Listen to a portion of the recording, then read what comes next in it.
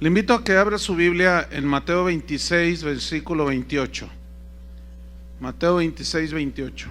Estamos continuando con la serie Temas de Importancia para la Iglesia. Y hoy vamos a tocar un tema muy importante. Es muy controversial el tema, porque ya se ha arraigado dentro de los cristianos, en muchos cristianos. Y el título se llama ¿Es bíblico invocar la sangre de Cristo? ¿Es bíblico invocar la sangre de Cristo? Vamos a leer Mateo 26, 28. Dice así: porque esto es mi sangre del nuevo pacto. Él tenía en su mano una copa con vino y estaba diciendo: esto simboliza la sangre del nuevo pacto, la cual es derramada por muchos para remisión de los pecados. Remisión aquí significa perdón de pecados. Entonces, según este versículo, lo que está diciendo Jesús es que su sangre fue derramada para perdón de pecados. El fundamento del cristianismo está en la obra redentora de Cristo en la cruz. Si no hay cruz, si no hay muerte, si no hay derramamiento de sangre, es como cualquier religión. En la cruz se consumó la preciosa promesa del Padre, que desde tiempos antiguos Él prometió diciendo que sin derramamiento de sangre no podía haber perdón de pecados. Entonces las virtudes y el poder de la sangre de Cristo, pues es un tema que debe ser tratado, pero con mucha seriedad, mucha atención a lo que la Biblia dice sobre el punto. Porque en estos últimos tiempos se han dado un sinfín de usos a la preciosa sangre de Cristo. Cristianos con demasiada imaginación, con mucha superstición, hasta con magia o hasta con idolatría, porque hay quien dice adoramos la sangre de Cristo. ¿Y cómo que adoramos la sangre de Cristo? ¿Qué es eso? ¿Sí? Y todo esto es en torno a la preciosa sangre de Cristo. Entonces, por lo tanto, hay mucha enseñanza que no es bíblica. Por tal razón, surge la necesidad de escudriñar el verdadero significado de este tema tan importante. Entonces, vamos a encontrar el verdadero significado de la sangre de Cristo. ¿Por qué, para qué y por qué fue derramada? Y la Biblia nos va a mostrar cuál es el propósito y los beneficios que la sangre de Cristo hace en aquellos que hemos sido lavados con esa sangre preciosa.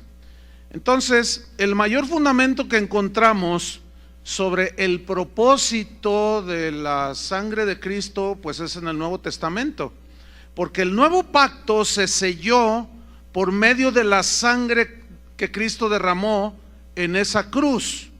En el antiguo pacto eran los animalitos los que eran sacrificados, ¿sí? Pero apuntaban hacia Cristo, el Cordero de Dios. Y sobre de este asunto, de este punto, se han hecho muchas doctrinas erróneas sobre la sangre de Cristo, porque se alegoriza de una manera exagerada con la sangre de los sacrificios, o la práctica que hacían en el Antiguo Testamento, y se alegorizan y se quieren hacer una aplicación de prácticas rituales del Antiguo Testamento, se quieren aplicar al Nuevo Testamento, porque en el Antiguo Testamento rociaban la sangre, la derramaban de una manera simbólica, porque esos eran los ritos que decía que la ley que debían de hacerse, pero todo eso era sombra de lo que había de venir, o sea, Jesucristo. Por lo tanto, es erróneo hacer una aplicación literal en el cristianismo de hoy, que está bajo el nuevo pacto sellado con la sangre de Cristo. Es un error hacer una aplicación literal de los ritos del Antiguo Testamento, porque, repito, estos solo eran la sombra de lo que había de venir, es decir, Cristo morir en la cruz, derramar su sangre para perdón de nuestros pecados. Por consecuencia, alegorizar demasiado con la sangre de Cristo ha dado lugar a doctrinas muy extrañas, muy raras, totalmente antibíblicas. Por ejemplo, se le da un uso que raya en la superstición a la sangre de Cristo. Se le da un uso porque se le menciona como si fuera un conjuro. Un conjuro significa una orden. Eso es un conjuro, una orden. ¿Cuántas veces hemos oído nosotros oír que ora alguien, algún cristiano, o a veces hasta los mismos cristianos, a lo mejor usted, orar de esta manera, o de decir: yo no salgo de mi casa si antes no me cubro con la sangre de Cristo? ¿Han oído algo de eso? ¿Cuántas veces en medio de circunstancias peligrosas, difíciles, algunos cristianos claman buscando protección y claman diciendo: la sangre de Cristo me proteja, dicen? Estaba yo mirando un video allí en el internet, donde una persona, pues un pastor, estaba confrontando a un falso profeta y le dice: usted es un falso profeta, y grabó la conversación por telefónica. Le dice: usted es un falso profeta. Dice: ¿y por qué dices que soy un falso profeta? Por lo que dijiste el otro día, yo te tengo grabado. Dice: mentira. Dice: no, yo te tengo grabado. ¿Quieres que te ponga la grabación? Entonces el otro dice: bueno, pues maldito seas, le dice, y lo empieza a maldecir, y le empieza a decir: las 9 plagas, todas las plagas de Egipto vendrán sobre tu vida. Y el que estaba siendo maldecido comenzó: la sangre de Cristo me protege, invoco la sangre de Cristo. Los dos están iguales de fallos. O sea, uno maldiciendo: no debes maldecir, y el otro haciendo conjuros: la sangre de Cristo me protege, la sangre de Cristo me salva, la sangre de Cristo, invoco la sangre de Cristo, y la sangre de Cristo te reprenda. ¿Y qué es eso? Otros oran por sus hijos cuando salen a la escuela: te cubro, hijito mío, con la sangre de Cristo, dicen. Pero el colmo, vemos cristianos reprendiendo a los demonios con la sangre de Cristo. Ven un endemoniado y dicen: la sangre de Cristo te reprenda, dicen. Ay, Dios. Otros dicen: si me cubro con la sangre de Cristo, todo me va a salir bien el día de hoy. Si no me cubro, no me salen bien las cosas. Eso raya a brujería, hermanos, por el amor de Dios. Eso no es bíblico. Pero es tan común ya en las iglesias que algunos de ustedes ya están así, mirándome feo. Pero vamos a ver qué dice la Biblia. Imagínate que tú sales en la mañana y por las prisas se te olvida cubrirte con la sangre de Cristo. ¿Qué va a pasar ahí? ¿Ah? No, hermanos, ¿no es esto superstición? ¿Qué es una superstición? Una superstición es atribuirle poderes a algo o alguna cosa, poderes que no tiene. Y ahí vas tú caminando y está por la banqueta y está una escalera cruzada, y tú vas a pasar por debajo y dices: no, porque dicen que es de mala suerte, por favor. O se te atraviesa un gatito negro y dices: ay, el diablo, quién sabe qué cosa dicen. Hermanos, eso es típico de gente supersticiosa, que no conoce la palabra de Dios, y desgraciadamente la superstición se ha anidado en la vida cotidiana de muchas iglesias, de muchos cristianos. ¿De dónde vienen todas estas prácticas? Pues vienen de la mala interpretación de la señal que pusieron los israelitas en los dinteles de las puertas, de las ventanas. ¿Se acuerdan? Vamos a verlo ahí en Éxodo 12, versículo 22.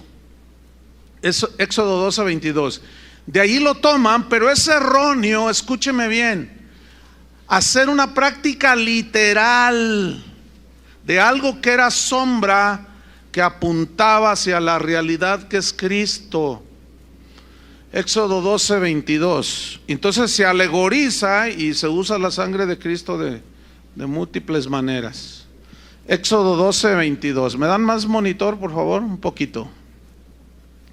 Dice así: y tomando un manojo de hisopo y mojadlo en la sangre que estará en un lebrillo, y untad el lindel y los 2 postes con la sangre que estará en el lebrillo, y ninguno de vosotros salga de las puertas de su casa hasta la mañana.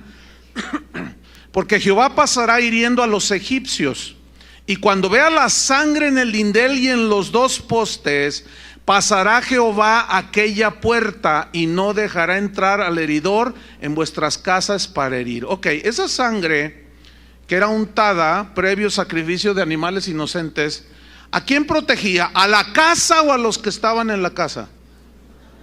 Ahora, eso era porque era eso tipificaba a lo que en esa ocasión los hijos de Israel no llegó la muerte por el ángel que estaba haciendo el juicio de Dios. Pero eso tipifica, obviamente, el significado de esto era la protección de la muerte de los primogénitos, que apuntaba hacia la sangre de Cristo que nos liberaría de la muerte eterna en el infierno. Es decir, si usted está lavado con la sangre de Cristo, nada lo toca, porque ya está con el Señor, ya está limpiado, ya está justificado. En el Nuevo Testamento no hay un solo versículo, entiéndame bien, un solo texto que enseñe que la sangre de Cristo puede ser usada, fíjese el verbo, usada, como lo hacen hoy muchos cristianos. Nunca se ve en las Escrituras que la sangre de Cristo sea usada para protegernos del peligro. Me cubro con la sangre de Cristo, diciendo que me cubro del peligro, ¿verdad? La sangre me protege. Ni para reprender demonios, ni para orar por los enfermos, ni para cualquier otro propósito que no sea el perdón de nuestros pecados. No hay un solo versículo. Es decir, que usar la sangre del cordero de esa manera es darle una aplicación supersticiosa y que raya en la idolatría. ¿Por qué? Porque la Biblia no enseña nada al respecto. Repito, no hay un solo versículo que nos diga que invoquemos la sangre de Cristo, pero sí hay muchos versículos que hablan de que invoquemos el nombre del Señor. ¿Sí o no? Y también Jesús dijo: en mi nombre echarán fuera demonios, en mi nombre pondrán sobre los enfermos sus manos y sanarán. En mi nombre, todo lo que pidieres al Padre en mi nombre, cualquier cosa, sanidad, provisión, protección, bienaventuranza, lo que sea que tú desees pedir, no es invocando la sangre de Cristo, sino pidiendo al Padre en el nombre de Jesús. Eso es lo que la Biblia enseña, ¿sí o no? Ahora, aquí viene una pregunta. Si esto fuera bíblico, de invocar la sangre de Cristo y usarla para todo ese tipo de cosas, ¿por qué los apóstoles nunca lo hicieron? ¿Cuándo se ve a los apóstoles hacer semejantes declaraciones en las Escrituras? Nunca. Entonces, si esto fuera bíblico, ¿por qué los apóstoles hicieron semejante omisión? ¿Me expliqué? O sea, si fuera algo bíblico, ¿por qué los apóstoles omitieron? No hay un registro en la Biblia. No hay registro en los primeros siglos de que los cristianos invocaran la sangre de Cristo para que los protegiera o los librara de los ataques demoníacos. No hay registro. Cuando aquellos mártires morían en el Coliseo romano, no hay registro que ellos invocaran la sangre de Cristo para que los protegiera. Esteban, cuando era apedreado, dijo: Señor, no, invocó al Señor. Le dijo: Señor, en tus manos está mi espíritu. Entonces no se ve pues que hay una invocación a la sangre de Cristo, no, pero sí hay una invocación a Dios mismo. Se ora a Dios, no se ora a la sangre de Cristo. Eso no es bíblico. Ahora, a continuación vamos a hacer algo que yo sé que les va a sorprender. Les voy a leer dos oraciones. Una es católica y la otra es cristiana, ¿sí? O sea, las tengo escritas las dos aquí. Las voy a leer y usted va a notar la similitud que hay en ambas oraciones, ¿ok? Primero voy a leer la oración católica, que dice así: Señor Jesús, en tu nombre y con el poder de tu sangre preciosa, sellamos toda persona. O sea, sellar se entiende que es proteger, que no le entres, como un sello en una botella, no le entra nada, o sea, la protegemos. Dice: sellamos toda persona, hechos o acontecimientos a través de los cuales el enemigo nos quiera dañar. Con el poder de la sangre de Jesús sellamos toda potestad destructora en el aire, en la tierra, en el agua, en el fuego, debajo de la tierra, en las fuerzas satánicas de la naturaleza, en los abismos del infierno y en el mundo en el cual nos movemos hoy. Quedan selladas con el poder de la sangre de Jesús. Con el poder de la sangre de Jesús rompemos toda interferencia y acciones del maligno. Te pedimos, Jesús, que envíes a nuestros hogares y lugares de trabajo a la Santísima Virgen, acompañada de San Miguel, San Gabriel, San Rafael y toda su corte de santos ángeles. Con el poder de la sangre de Jesús sellamos los lugares en donde vamos a estar este día. Invocamos tu sangre para que queden selladas las personas, las empresas o instituciones con quienes vamos a tratar. Y luego trae un paréntesis: nombrar a cada una de ellas. O sea, algo así como: hoy voy a ir al SAMS, ¿entiende?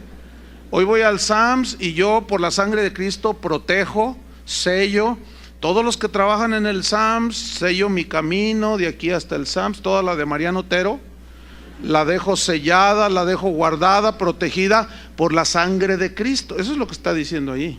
Ok, sigo leyendo. Con el poder de la sangre de Jesús sellamos nuestro trabajo material, o sea, lo protegemos, y espiritual. Los negocios de toda nuestra familia los sellamos con la sangre de Cristo. Nuestros vehículos, las carreteras donde vamos, los aires, las vías y cualquier medio de transporte que habremos de utilizar, lo sellamos con el poder de la sangre de Jesús.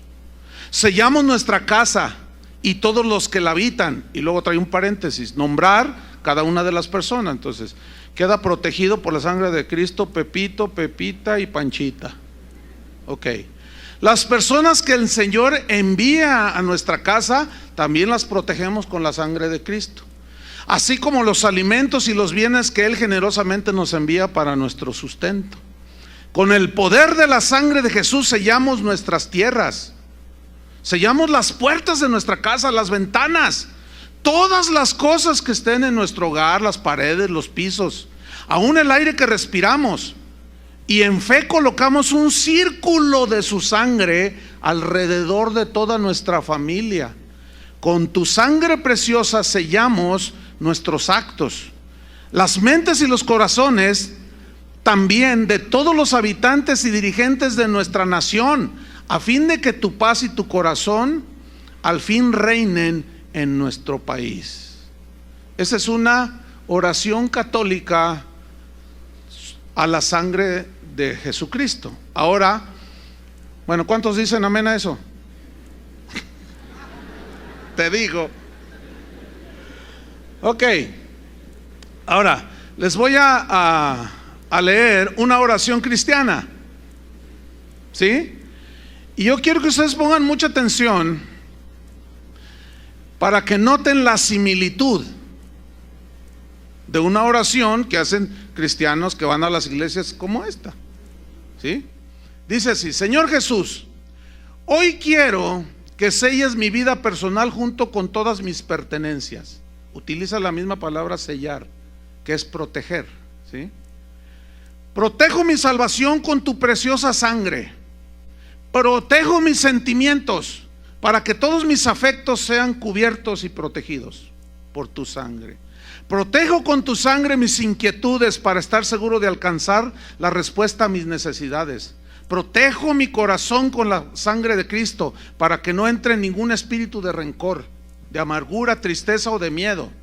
Yo protejo con tu sangre mi voluntad para que ésta esté presta siempre a hacer el bien. Protejo mi mente para que entren solo pensamientos que me permitan alcanzar el gozo, la paz y así poder vivir mejor. Protejo con tu sangre, Señor, mi cuerpo para que reciba salud, para que sea protegido del pecado y de las enfermedades, de los adulterios y de los accidentes. Protejo con tu bendita sangre mi pasado, para que toda herida que aún me haga daño sea sanada con tu bendita sangre. Protejo mi presente para que todas mis actividades sean cubiertas con tu sangre protectora. Protejo mi futuro para mis planes, proyectos, que estos sean reservados de todo ataque y de toda influencia del enemigo. Protejo mi familia, mis seres queridos, mis amistades, todos sean protegidos con la preciosa sangre de Cristo. Protejo mi economía para que se derrame abundantemente en mi vida.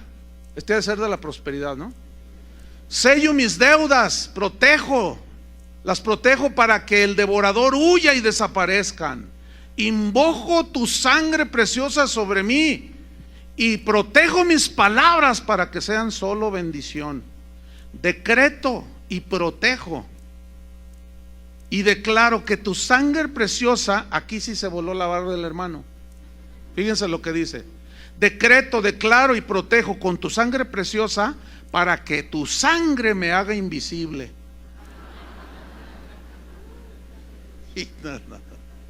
Increíble.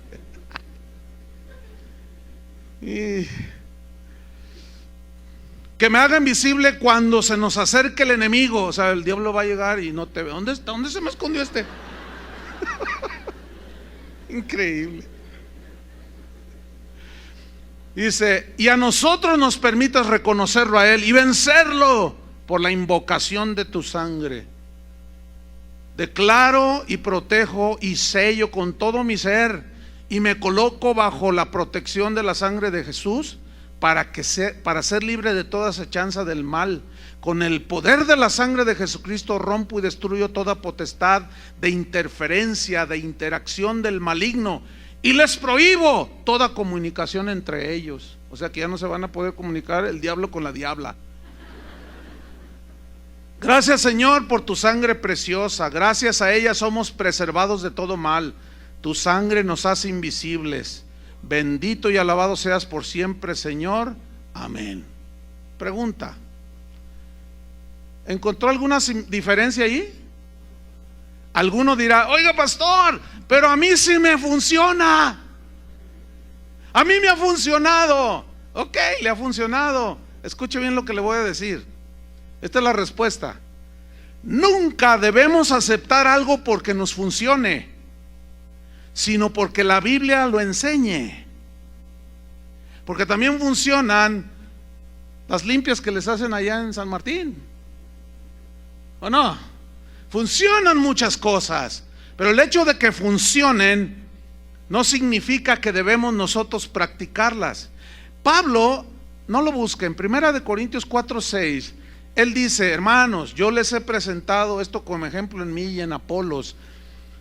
Dice: para que en nosotros aprendáis a no pensar más de lo que ya está escrito. O sea, nosotros los cristianos que decimos que creemos en la palabra de Dios, no debemos de pensar más allá de lo que está escrito. Pero a mí me funciona, sigue insistiendo ahí el hermano, ¿no? Ok, te funciona. ¿Se acuerdan cuando Jesús dijo: en aquel día muchos me dirán, Señor, Señor, en tu nombre echamos fuera demonios, en tu nombre hicimos milagros, en tu nombre sanamos enfermos, en tu nombre hicimos esto? Y les diré: no les conozco, malditos al fuego eterno. Pregunta: ¿les funcionó? Sí les funcionó. Pero ¿de qué les sirvió que les haya funcionado? Sí les funcionó, pero eso no garantiza absolutamente nada, aún en el nombre de Jesús. ¿Se acuerdan cuando los discípulos llegaron? Señor, los demonios se nos sujetan en tu nombre, hicimos esto y lo otro. Y Jesús rápido los pone en su lugar y dice: no, tranquilos, no se emocionen tanto de que los demonios se les sujetan. Más bien, asegúrense si sus nombres están escritos en el libro de la vida. Déjeme leerle un testimonio que está debajo de la oración católica. porque esto lo tomé allí de una página de internet. Es el testimonio, se lo voy a leer, dice: hola, mi nombre es Juan y yo soy de Venezuela. Yo nunca me imaginé el poder de la sangre de Cristo, dice. Todos los miércoles asisto a una misa de sanidad y de liberación desde hace 2 años con el padre Vicente Mancini. Es muy conocido aquí por sus dones carismáticos. Ese día salí yo como a las 8 p.m. Me dirigí a mi casa y tuve que tomar un autobús, pues vivo lejos de la iglesia. En el trayecto se subieron 4 jóvenes entre 18 a 23 años de edad. Estaban armados. Como a la mitad de mi camino se levantaron, sacaron sus armas y dijeron: esto es un asalto, no se mueva nadie, si no los quebramos. Agachen la cabeza y no nos miren. Y yo lo hice así, me agaché, dice, pero comencé a orar y comencé a pedir protección a la sangre de Cristo. Comencé a invocar la sangre de Cristo y dije: sangre de Cristo, protégeme, manto de María, cúbreme. Estuve orando y así hasta que ellos bajaron del colectivo, se fueron, huyeron. Llevamos al herido, dice, un pasajero no quiso entregar el dinero y le dieron un disparo. Cuando se bajaron los ampones, lo llevamos al hospital. Y pues todo esto lo cuento para la gloria de Dios. Dice, parece increíble, dice Juan, pero para Dios todo es posible. Fíjese la mezcolanza, A mí fue la única persona en el autobús que no robaron, pues ni siquiera me preguntaron si traía dinero. Yo pasé totalmente desapercibido. Es como si el manto de María junto con la sangre de Cristo me cubrieran para que no me robaran. Por eso no me cansaré de darle gracias a Dios por las cosas que hace por sus hijos. Gloria y alabanzas al Señor, dice. Pues aquí a mí me surgen un montón de preguntas. ¿Le funcionó? Sí, aparentemente sí. Bueno, entonces, ¿qué? A ver. Se invocó la sangre de Cristo, el manto de María. Bueno, nosotros somos cristianos, ¿no? Pues el manto de María no. Pero ¿qué les parece la capa de San Pablo? O los guaraches de Juan el Bautista. O bueno, el vestido que traía el de pelo de camello. Pelo de camello, vestido de Juan el Bautista, cúbreme. Pues eso es más cristiano, ¿no? ¿O no? Para no pisar mal yo en malos pasos, invoco las sandalias de Juan el Bautista. ¿Verdad que suena así? Ay, sí, hermano. Bueno, escúchenme bien. No hay mantos de María, no hay capitas de San Pablo, no, pero sí hay invocación a la sangre de Cristo. Somos cristianos. ¿Qué onda con eso? ¿De dónde salió todo eso? Voy a hacer una pregunta. Espero usted la sepa contestarse a sí mismo. La pregunta es esta. Mire, las oraciones a la sangre de Cristo, invocando su protección, etcétera, etcétera, eso tiene siglos en la Iglesia Católica. Los primeros 300 años de cristianismo, no hay registro de que los cristianos invocaran la sangre de Cristo, no lo hay. Ya del siglo IV en adelante, bueno, ya se empezó a invocar a María, el manto de María, la sangre de Cristo, y se empezó a torcer todo por ningún lado. Ok. La invocación a la sangre de Cristo en las iglesias cristianas no tiene muchos años, hermano. ¿Cuántos tienen 30 años de cristianos? Levanten su mano. Hay algunos aquí. Les pregunto, ¿habían escuchado en sus inicios de cristianos que se invocara de esa manera la sangre de Cristo? Unos dicen que no, otros dicen que sí. Bueno, vamos a darle el derecho de la duda, ¿no? Vamos a ponerle 50 años. Más de eso no existe registros dentro de las iglesias cristianas. Todo era en el nombre de Jesús en las iglesias cristianas. Ok, entonces, la pregunta es esta. En base a las 2 oraciones que leímos, la pregunta es esta: ¿quién enseñó a quién? A ver, otra vez, porque ya lo expliqué, no puedo decirlo de nuevo. ¿Quién enseñó a quién a orar así?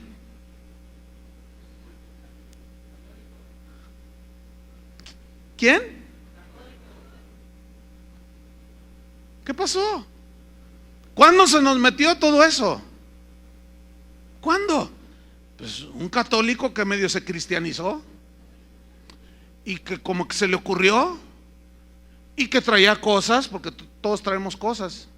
Es como lo de algo que trae la gente muy arraigado, es que antes decían, no, pues el padre dijo, así haya dicho la peor aberración, no, el padre dijo, y ahora lo sustituyen, el pastor dijo.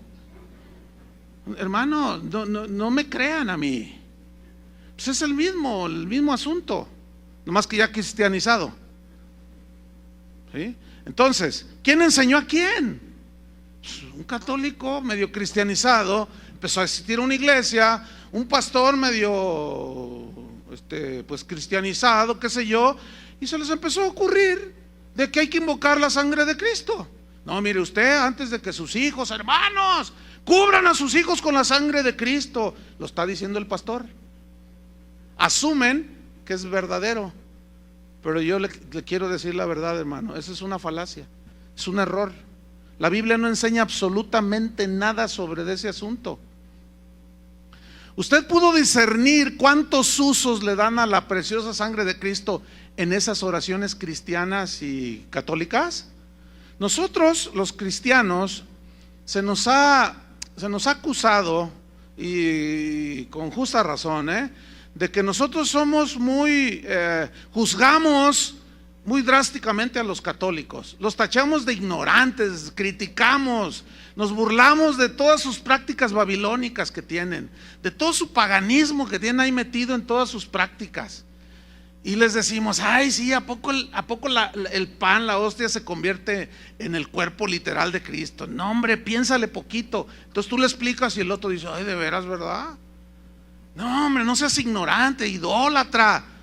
Pero nosotros, hermano, nosotros esparcimos la sangre de Cristo sobre todo tipo de objetos, sobre la ventana, la puerta, el carro, el niño, el perro, la casa del perro. Y cuando se trata de hacer guerra espiritual, no hombre, la sangre de Cristo te reprenda. Dejamos a los demonios todos empapados de la sangre de Cristo. ¿Qué es eso? ¿Qué es eso? No, baldes, yo creo que está con manguera, no sé. Es que es impresionante, hermanos, cómo si nosotros no nos ponemos listos, se mete cualquier cantidad de cosas dentro de la iglesia. Algunos de ustedes me están viendo así como diciendo, yo los entiendo, están batallando toda su vida. Algunos de ustedes se protegieron y les funcionó, y algunos dicen, sí. Volvemos a lo mismo, ¿sí? Ahora fíjate, el único texto que citan los que creen en estas cosas es Apocalipsis 12:10. Vamos a leerlo. Apocalipsis 12, versículo 10.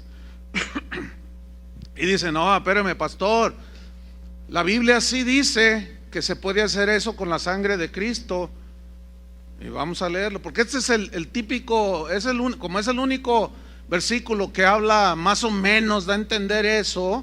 Vamos a ver si realmente significa lo que algunos dicen que significa. Apocalipsis 12, versículo 10, ¿ya lo tiene? Dice así: entonces oí una gran voz en el cielo que decía, ahora ha venido la salvación, el poder y el reino de nuestro Dios y la autoridad de su Cristo, porque ha sido lanzado fuera el acusador de nuestros hermanos. ¿Quién es el acusador? Satanás. Dice, el que los acusaba delante de nuestro Dios día y noche, y ellos le han vencido por medio de la sangre del Cordero y de la palabra del testimonio de ellos. E interpretan, ellos han vencido por medio de la sangre del Cordero, como que la sangre del Cordero los protegió, o sea, la reprendieron, como que usaron la sangre de Cristo, y parece como que dice eso, ¿verdad? Pero escuchen bien, este mismo versículo, Apocalipsis 12:11, se los voy a leer en una versión que se llama Biblia en lenguaje sencillo. la cual traduce mucho más entendible. Dice: la muerte del Cordero y el mensaje anunciado han sido la derrota de Satanás. ¿Qué hizo Cristo en la cruz del Calvario? Derrotó a Satanás, ¿sí o no? Triunfando sobre todos los principados, las potestades, sobre ellos en la cruz, dice ahí en Colosenses. Ahora, la frase ellos le han vencido por medio de la sangre, la palabra por significa en el griego a causa de. Y aquí, ¿cuál fue la causa? El derramamiento de la sangre del Cordero. A causa de la sangre del Cordero. Ahora, ¿qué fue lo que hizo la sangre del Cordero cuando te arrepentiste de tus pecados? Te limpió tus pecados, ¿no es cierto? Borró tus pecados. Entonces, pongan atención, si la sangre de Cristo no hubiese sido derramada en esa cruz, las acusaciones de Satanás de que somos pecadores ante Dios hubieran tenido efecto. La sangre de Cristo en nosotros los creyentes, los que hemos sido lavados con su sangre, anula las acusaciones de Satanás que dice de nosotros, las anula delante de Dios. ¿Por qué? Porque nuestros pecados han sido perdonados y borrados por toda la eternidad. Y por eso dice, y ellos le han vencido por medio de la sangre del Cordero. La frase la sangre del Cordero equivale, es un sinónimo del sacrificio de Cristo en la cruz. Pero los que no han sido lavados con la sangre del Cordero, esos tienen su conciencia toda acusadora. Y luego dice, y de la palabra del testimonio de ellos. O sea, también significa en el griego, a causa de la palabra de su testimonio. Es decir, que en base a nuestro testimonio de lo que hemos recibido cuando nos aceptamos a Cristo, nosotros confesamos a Jesús, ¿sí o no? ¿Cuántos confiesan a Jesús? Y esto es hasta la muerte. Y somos hechos vencedores. ¿Sobre qué? Sobre la muerte. La muerte ya nos enseñorea de nosotros, hermano. La muerte eterna ha sido vencida, ¿cierto o no? Nosotros ahora, nuestro destino es la eternidad con Dios. Entonces, ahí se aplica. Pero déjeme decirle una cosa. Por eso nuestro cuerpo tiene que morir, porque nuestro cuerpo físico tiene que morir para ser resucitado, para que tenga la misma glorificación que tenía el cuerpo de Cristo. Es otra naturaleza, ¿sí? Ya del cuerpo resucitado, glorificado. Entonces, ahí es donde Pablo dice a los corintios, que dice, le dice de una manera alegórica a la muerte: oh muerte, ¿dónde está tu aguijón? Oh sepulcro, ¿dónde está tu victoria? Y Pablo dice: nada nos separará del amor de Cristo, ni tribulación, ni angustia, ni persecución, ni la muerte, ni la vida, ni ángeles, ni principados, ni potestad. Antes, en todas estas cosas, ¿qué somos? Más que vencedores por medio de aquel que nos amó. ¿Cómo demostró su amor? Muriendo por nosotros. Eso significa, hermanos, le han vencido por la sangre del Cordero. No hay ningún forzamiento al texto. Todo encuadra perfectamente con el contexto general de las Escrituras respecto al sacrificio de Cristo. Déjeme hacerle una paráfrasis de este versículo de Apocalipsis. Ellos le han vencido por medio de la muerte de Cristo en la cruz, o sea, el acusador, porque sus pecados han sido lavados por esa sangre que Cristo derramó. Y Satanás, por lo tanto, no puede acusarlos ni dañarlos, puesto que estos han saldado su deuda con Dios. ¿Entendieron? Pero entonces viene otra pregunta aquí. ¿Qué significado tiene entonces la sangre de Cristo?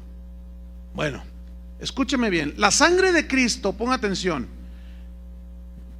no fue derramada para ser usada. No, la sangre de Jesús fue derramada con propósitos. O sea, ¿para qué fue derramada? Para esto, no para ser usada con protejo mi casa. Sangre de Cristo cubro con la sangre de mi carro nuevo, pues es del año, hay que cubrirlo, ese es mi seguro, ¿verdad? No me pasará, no. La sangre de Cristo no es para ser usada de ninguna manera, no. La sangre de Cristo fue derramada para cumplir propósitos. La sangre de Cristo siempre en la Biblia, siempre, digan todos siempre, siempre, escuchen bien esto, siempre. La sangre de Cristo está vinculada a su sacrificio, no hay otra manera. Tuvo, para haberse dado el hecho de que Cristo derramara su sangre, tuvo que haber sacrificio, o sea, no se puede desligar. Sacrificio, derramamiento de sangre. Por lo tanto, sacrificio y derramamiento de sangre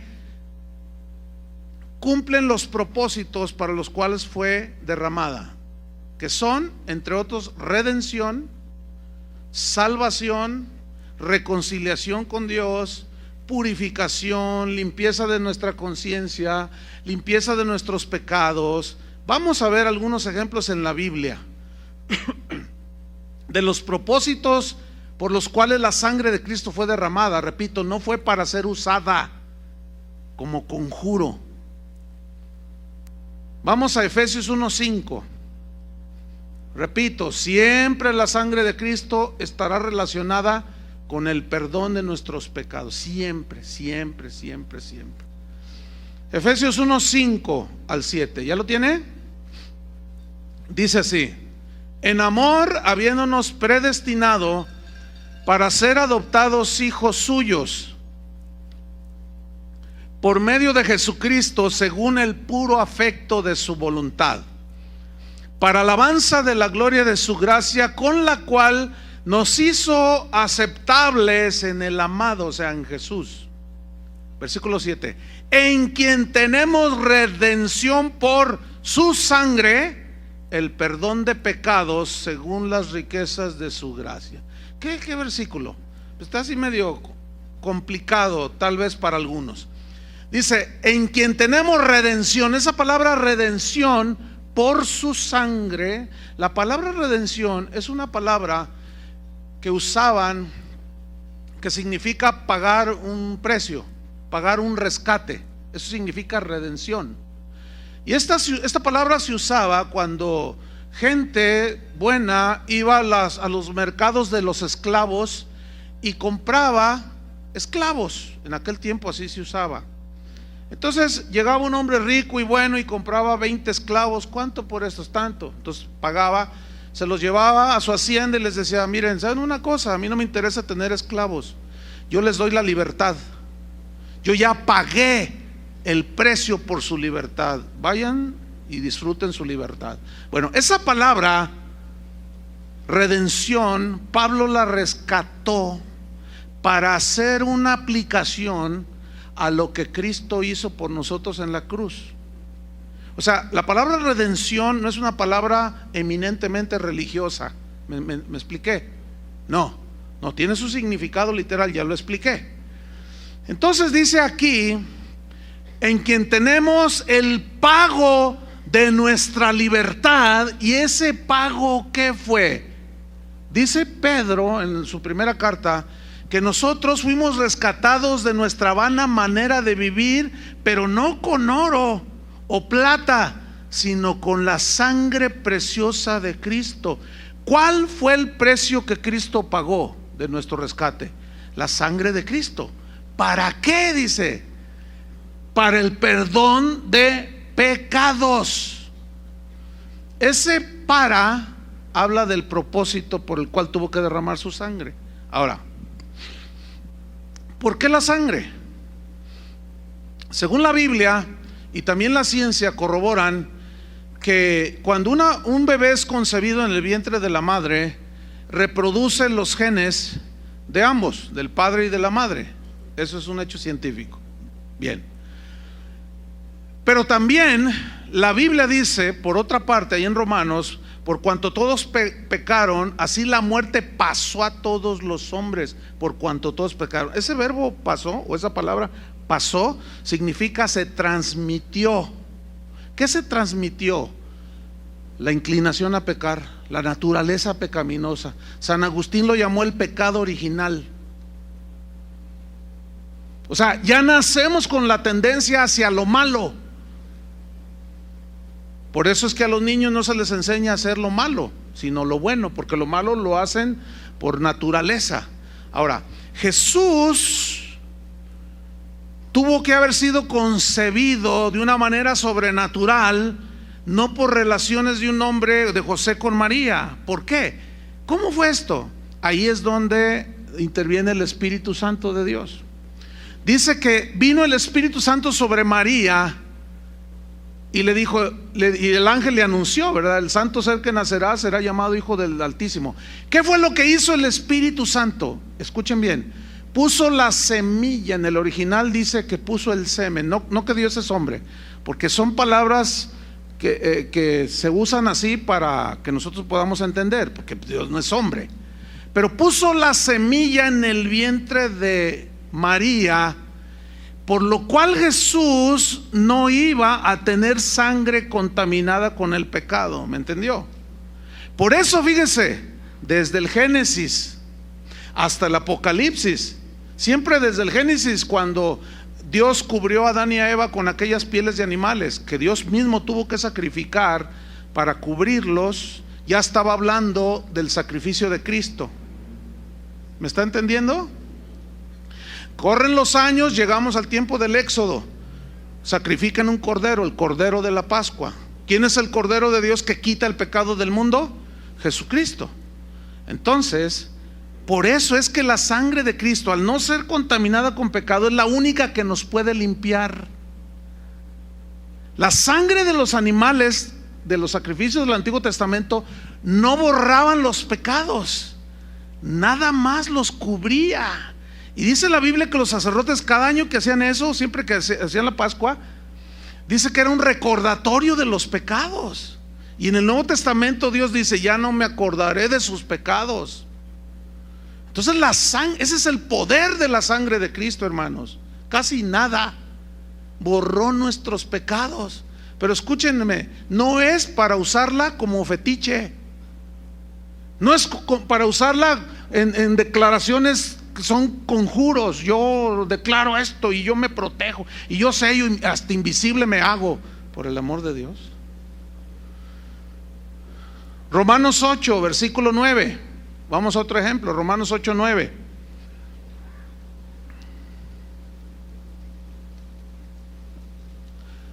Dice así. Acuérdense que estamos viendo el punto de que siempre que la Biblia habla sobre la sangre de Cristo, siempre va en relación con el perdón de nuestros pecados. Siempre. No hay otra mención de nada en la Biblia. Ok, Romanos 5, 8. Mas Dios muestra su amor para con nosotros en que, siendo aún pecadores, Cristo murió por nosotros. ¿Cuántos le dan gracias por eso? ¿De verdad? Yo sí le doy gracias con todo mi corazón. Versículo 9. Pues mucho más, estando ya justificados en su sangre, por él seremos salvos de la ira. Mire, aquí aparece otra palabra. Aquello fue redención, pagó el rescate. Aquí aparece justificados. La justificación en la Biblia es un término que significa declarar sin culpa. Declarar a alguien que no debe nada, no tiene deudas con nada, con Dios en este caso. Entonces, Romanos 5:1 dice: justificados pues por la fe, porque creímos que Él murió y que Él me limpia mis pecados, tenemos paz. ¿Para con quién? Para con Dios. Entonces, hemos sido, cuando una persona llega a los pies de Cristo, se arrepiente, es lavado con la sangre de Cristo, Él borra sus pecados. Y en ese momento se opera la justificación, porque dice: levántate, tus pecados te son perdonados, eres justo delante de Dios. Cada vez que tú ves en la Biblia los justos son esos, o somos esos, los que hemos sido lavados con la sangre de Cristo. Entonces, pero quiero que note que aparece la justificación ligada a la sangre de Cristo. Ahora, Esa justificación y ese borrar los pecados, ese perdonar los pecados y ser declarados sin culpa, miren lo que dice el mismo versículo 9.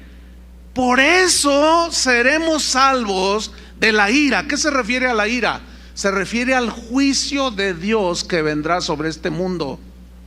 Usted y yo, los que hemos sido lavados con la sangre de Cristo, ya no pasaremos ese juicio. ¿Por qué? Porque nuestros pecados ya han sido enjuiciados. ¿En dónde? En la cruz de Cristo. ¿Cuántos dicen amén? Por eso ya no somos sujetos de la ira de Dios. Eso es lo que dice ahí, yo lo creo.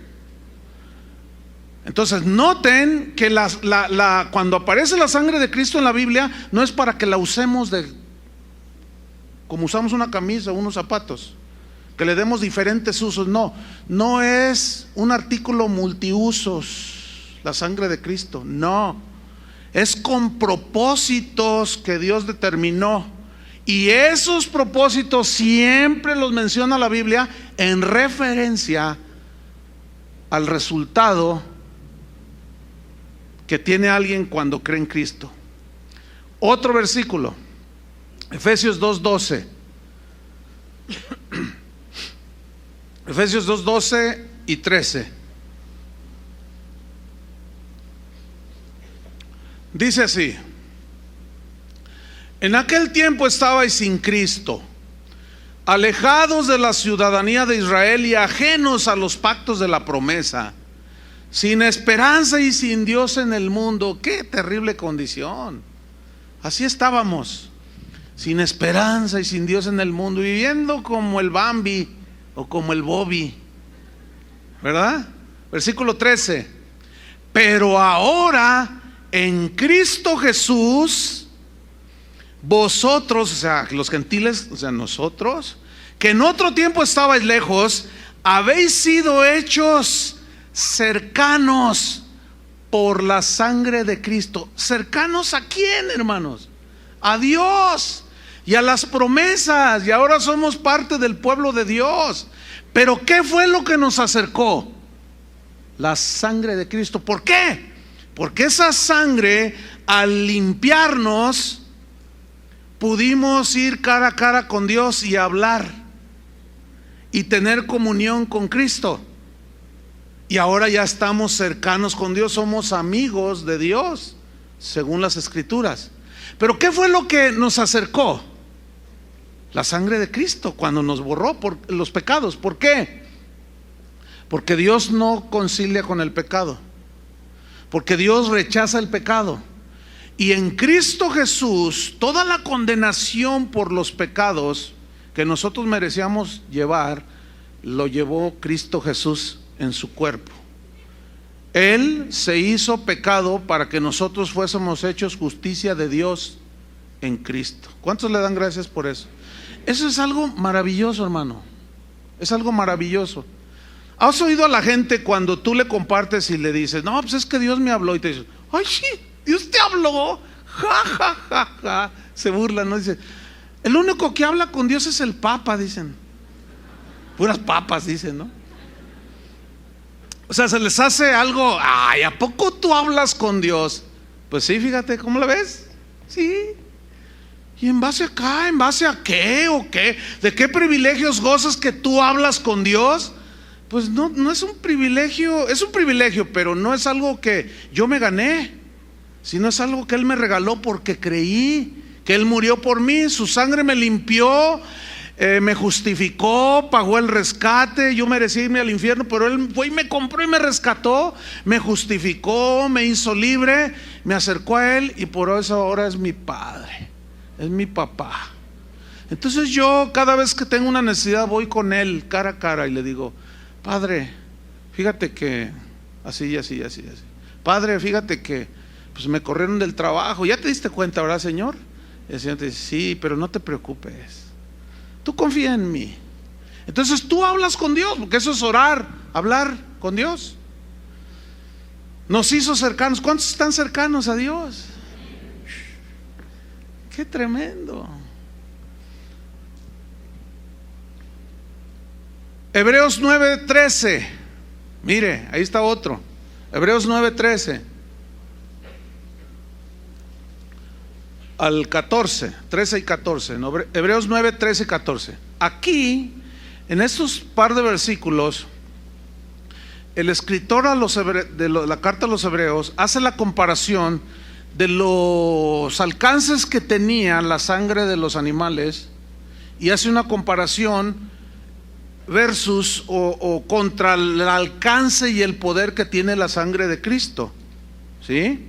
Ok, vamos a leer Hebreos 9:13. Porque si la sangre de los toros y de los machos cabríos que se ofrecían en el sacrificio y las cenizas de la becerra rociadas a los inmundos, o sea, a los pecadores, porque ¿se acuerdan que leímos que desde la Pascua que Dios instituyó con Moisés allá en Egipto, ellos tomaban hisopo, que era una rama, sacrificaban el animal, lo depositaban la sangre en un lebrillo, mojaban el hisopo, la rama, y la rociaban así, la lanzaban. ¿Se ha fijado lo de la agüita bendita? O sea, no, eso en serio, de allí viene. O sea, fíjese, o sea, que el rociar. Entonces, se hace una aplicación de algo que no tiene ya aplicación en el Nuevo Testamento. Entonces, el sacerdote rociaba, y simbólicamente rociaba a los inmundos, dice. Entonces, simbólicamente los pecados eran cubiertos, pero permanecían en la gente. ¿Por qué? Porque la sangre de los animales no tienen poder para borrarlos. Pero esa sangre apuntaba hacia ¿cuál sangre? La sangre de Cristo. Entonces sigo leyendo. Si la sangre de los toros, de los machos cabríos, las cenizas de la becerra rociadas a los inmundos santifican para la purificación de la carne, versículo 14, ¿cuánto más qué? La sangre de Cristo. Ponga atención. El cual, o sea, Cristo, mediante el Espíritu eterno se ofreció a sí mismo sin mancha a Dios, limpiará vuestras conciencias de obras muertas para que sirváis al Dios vivo. ¿Qué hizo la sangre de Cristo? Pagó el rescate, nos justificó, ¿cierto? Borró nuestros pecados, pero limpió nuestra conciencia. ¿Cómo está su conciencia? ¿Usted puede dormir tranquilo? Yo sí. ¿Por qué? Porque yo no tengo deudas con Dios. Ahora, bueno, no quiero tocar este punto hasta el siguiente versículo, para no adelantarme un poco. Pero este versículo 14 se lo voy a leer en la versión Palabra de Dios para Todos. Dice: pero la sangre de Cristo puede hacer muchísimo más que la sangre de los animales. Dice: se ofreció Cristo a Dios como un sacrificio perfecto por el Espíritu eterno. Su sangre purifica nuestra conciencia del mal que hicimos, para que de esta manera podamos ahora servir al Dios vivo. ¿Lo entendieron? O sea, la sangre de Cristo nos libera ya, después de haber borrado nuestros pecados, de la culpabilidad. ¿Saben que los psicólogos, algunos me dicen, tú duro con los psicólogos? Bueno, lo que pasa es que los psicólogos tienen unas aseveraciones totalmente antibíblicas, como yo lo he demostrado. Algunos dicen, hay un mal que aqueja a la humanidad, dicen los psicólogos, y es ese sentido de culpabilidad que tienen. Dice, pero no hagan caso, ese es un mal que todos tenemos. Por lo tanto, no haga caso de la culpabilidad. Viva la vida. Y la gente sigue culpable. ¿Por qué? Porque su conciencia lo acusa.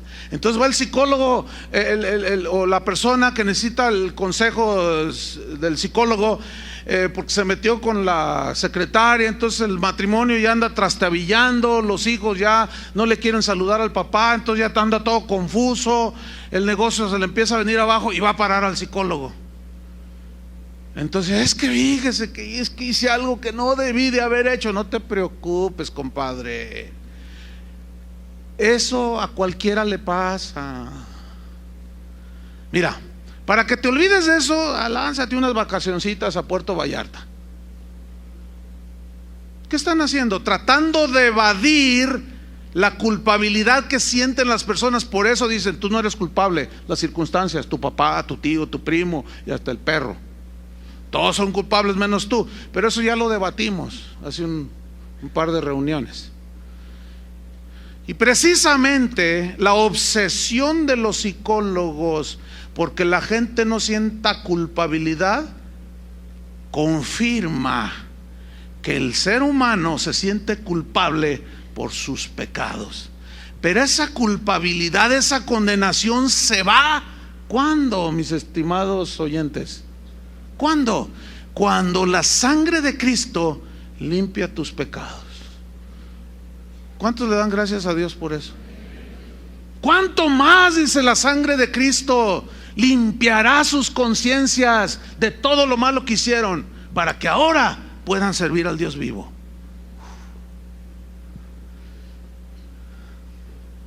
Primera de Juan 1:6. Primera de Juan 1:6. Dice así: si decimos que tenemos comunión con Él, ¿cuántos tienen comunión con Él? Muy bien, felicidades, gloria a Dios. Pero mira lo que dice: y andamos en tinieblas, o sea, andamos en pecados no confesados. Si decimos que tenemos comunión con Él y andamos en tinieblas, mentimos y no practicamos la verdad. Pero si andamos en luz, andar en luz es andar en santidad, en integridad delante de Dios, en obediencia. Si andamos en luz como Él está en luz, Él está en santidad. Estas son expresiones para que nosotros, simbólicas para entender nada más, que nos ilustran.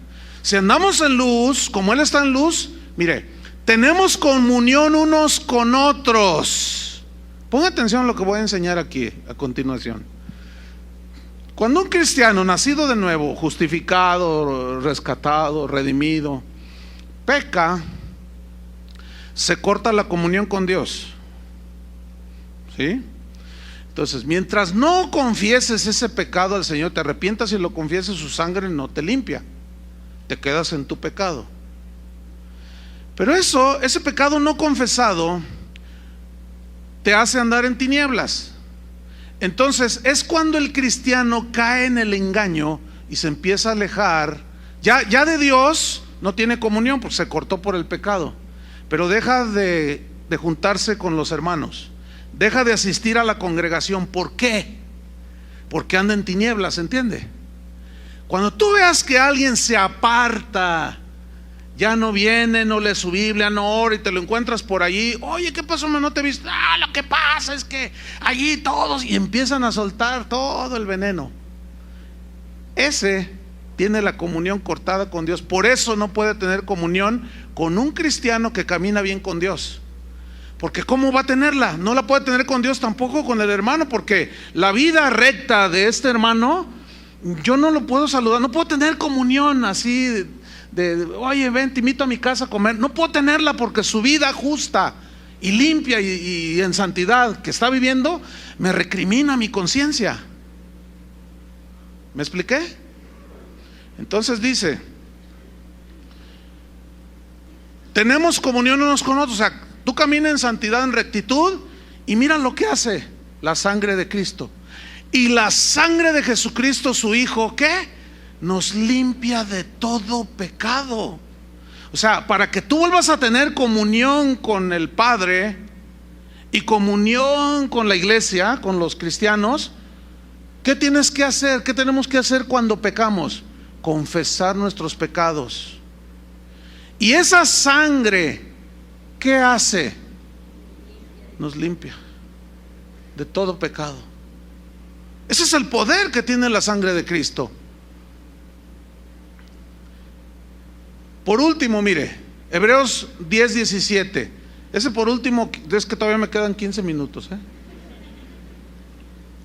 Hebreos 10:17 dice así. Aquí está otro versículo.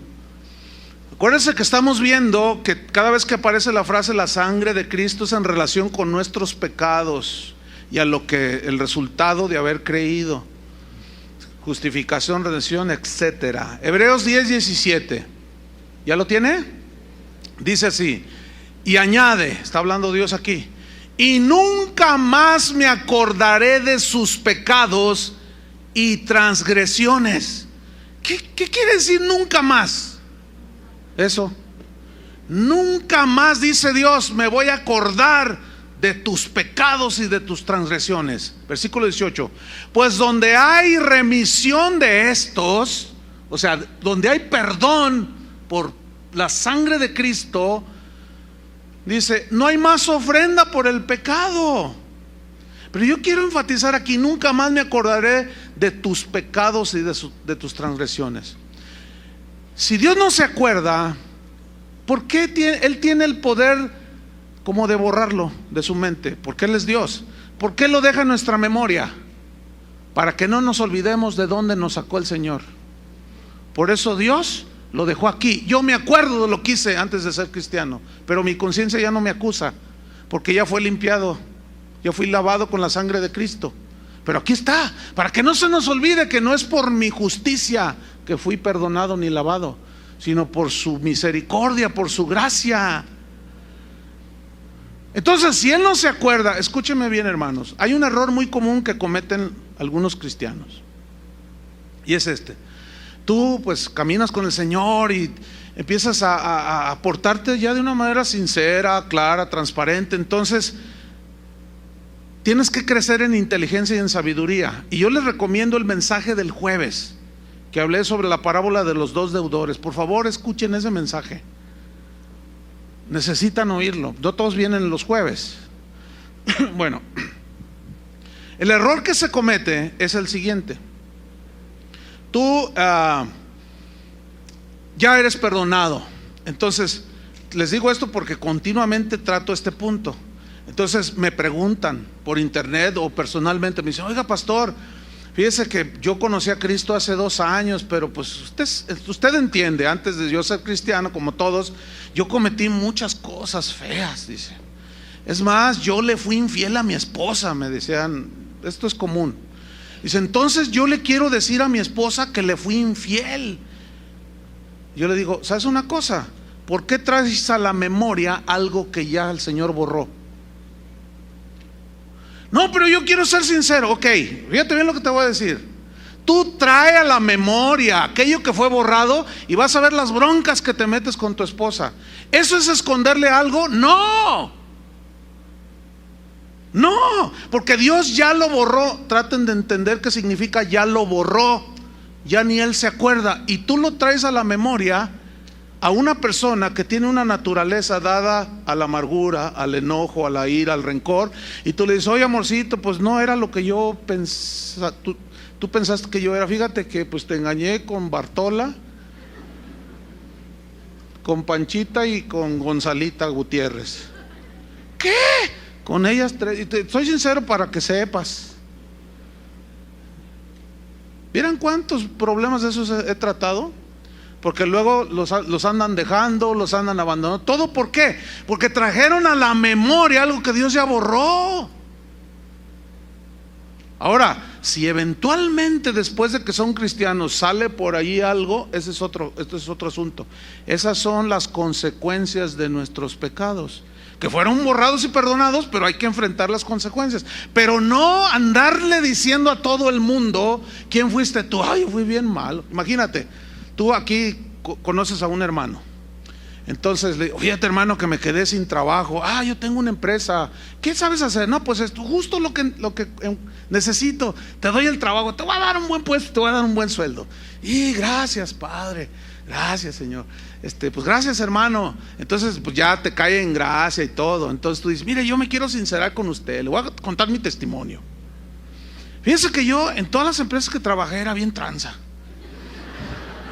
Yo fraudé, a todas me las fraudé.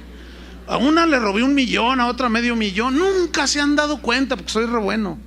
Pero me di cuenta que Dios sabía. Entonces, fíjese, ese es mi tremendo testimonio. Y el otro ya te empieza a ver, dice, ay Dios, ya la regaste, hermano. ¿Qué tienes que andar contando tu testirollo? Por eso todo eso de que mañana vamos a dar el testimonio de quién sabe quién, olvídate. ¿Para qué traer a la memoria las cosas pasadas? Simplemente, como decía Pablo, yo fui un perseguidor de la iglesia, fui el peor de los pecadores, ya, ahí muere, yo me extiendo a la meta. Ya todo lo demás lo tengo por atrás. Ya ahora me extiendo a la meta. Dejen ya todo atrás, hermanos. Entonces mira lo que dice aquí: ya no me acordaré, tampoco te acuerdes tú, hermano. ¿Por qué? Porque donde hay remisión de perdón de pecados, ya no hay más ofrenda. Y mira el versículo 19: así que, hermanos, teniendo libertad para entrar en el lugar santísimo por la sangre de Jesucristo, por el camino nuevo y vivo que Él nos abrió a través del velo, esto es, de su carne. Aquí carne significa de su muerte, de su sacrificio en la cruz. Mira qué versículo, hermano. Tenemos libertad para entrar al lugar santísimo y ver cara a cara a Dios. Pero esto fue ¿por qué? ¿Por nuestro mérito? Por la sangre de Cristo. Acuérdense que el sacerdote en el Antiguo Testamento entraba una vez al año al lugar santísimo donde estaba el arca. Pero antes se bañaba, se cambiaba vestiduras limpias, se rociaba con la sangre también de los animales y tenía que estar santificado, porque si entraba delante del arca en pecado, ahí caía fulminado. Y todo eso tipificaba lo que hoy nosotros los cristianos vivimos, hermano. ¿Entendieron? Ahora la sangre de Cristo, por haber creído, hemos sido justificados, redimidos, nuestra conciencia está limpia. Entonces, en cualquier momento donde estemos, podemos orar al Padre y entrar en el lugar santísimo. Es decir, podemos hablarle a Dios cara a cara y decirle: Padre, estoy en esta prueba, fortaléceme. Señor, te pido por mi hijito, está enfermo. Entonces tú le vas y le pones las manos y oras por él en el nombre de Jesús. ¿Verdad? En las mañanas cuando llevas a tus hijitos a la escuela: a ver, niños, vengan, Padre, en el nombre de Jesús, bendice este día, Señor. Nos encomendamos a ti, ¿verdad? Que tu Espíritu Santo nos guíe en el nombre de Jesús, guárdanos, etcétera, etcétera. Y tú ya cada día, a la hora que quieras, puedas entrar en el lugar santísimo. Pero entonces, a fin de cuentas, y me quedan unos minutos, ¿cuál es entonces la manera en que somos protegidos? ¿Por conjuros? No, por Dios mismo, hermanos. Esto está en toda la Biblia. La invocación era a Dios. Por ejemplo, en el Salmo 28:7 dice: Jehová es mi fortaleza y mi escudo. Mi fortaleza habla de una barda alta, una construcción alta, eso como de un castillo. Y escudo, ¿qué les da la idea de un escudo? De protección, ¿no? A mí me llama la atención porque en Efesios 6:10, no tienen que buscarlo, donde habla de la armadura de Dios, calzados con el evangelio, ceñidos vuestros lomos con la coraza de justicia, con el cinto de la verdad, el casco de la salvación, sobre todo tomad el escudo de la fe con la que podáis apagar los dardos de fuego del enemigo, y sobre todo tomad la espada del Espíritu, que es la palabra de Dios. A mí me llama la atención por qué no dice la sangre de Cristo como arma. Porque no es un arma, por el amor de Dios, no es un arma. Entonces, ¿qué es lo que cómo resistió Jesús a Satanás? Con la palabra, con la fe, el escudo de la fe. Pero es Dios mismo el que nos protege. Mira, en el Salmo 119:114 dice: mi escondedero y mi escudo eres tú, mi escondedero. Esa palabra escondedero habla de un lugar de refugio, de un lugar que te protege. Por ejemplo, tú andas en las montañas nevadas y de pronto se viene una avalancha. Entonces, a 50 metros delante de ti, pues viene a medio kilómetro la avalancha a 300 kilómetros por hora. Entonces está una roca de 6 metros de alto, enorme. Entonces, si tú corres hacia atrás, no te va a alcanzar la avalancha. Pero si corres hacia esa roca, tú te pegas a la roca y te afirmas en él, y la avalancha golpea, ni siquiera se mueve la roca. Esa es la idea aquí, de una roca. ¿Quién es la roca? Cristo, que nos protege. ¿Quién es el que nos protege? Cristo. Jesús dijo: nadie los arrebatará de mi mano. ¿No dijo eso? Yo estoy con vosotros todos los días hasta el fin del mundo. No tengan temor, yo estoy con vosotros. En el Salmo número 91 dice: el que habita al abrigo del Altísimo, ¿qué? Morará bajo la sombra del Omnipotente. Morar bajo su sombra es morar bajo el Todopoderoso. Imagínate nada más. ¿Quién es el que nos protege?